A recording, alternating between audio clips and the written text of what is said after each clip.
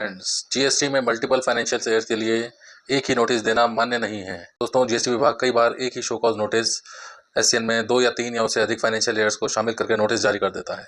लेकिन अब विभिन्न हाई कोर्ट्स ने साफ कहा है कि अलग अलग फाइनेंशियल ईयर्स को क्लब करके एक ही जीएसटी नोटिस जारी करना कानूनन गलत हो सकता है, क्योंकि जीएसटी एक्ट में हर फाइनेंशियल ईयर की अलग अलग लिमिटेशंस, अलग अलग एनुअल रिटर्न्स और अलग अलग टैक्स पीरियड होता है।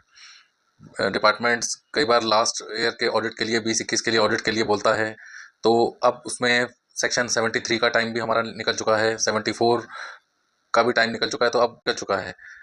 तो अब 25 में वह आपको मल्टीपल नोटिस नहीं दे सकता। इसके लिए आप हाई कोर्ट जजमेंट्स की हेल्प ले सकते हैं, जो एक है Veramax technology services limited versus assistant commissioner, Karnataka high court का जजमेंट है ये।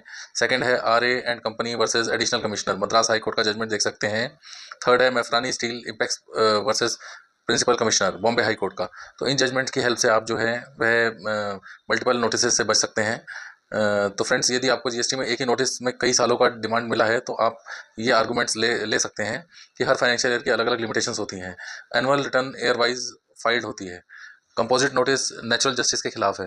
एयर वाइज रिप्लाई देने का अधिकार प्रभावित होता है। GST law air wise adjudication की बात करता है, तो इसलिए आप मल्टीपल नोटिस को एक साथ नहीं भेज सकते मल्टीपल ईयर्स के। लेकिन वर्तमान में टैक्स पेयर्स के फेवर में Madras high court, Bombay high court या आंध्र प्रदेश हाई कोर्ट ने कुछ जजमेंट्स दिए हैं जो कि मजबूत माने जा रहे हैं।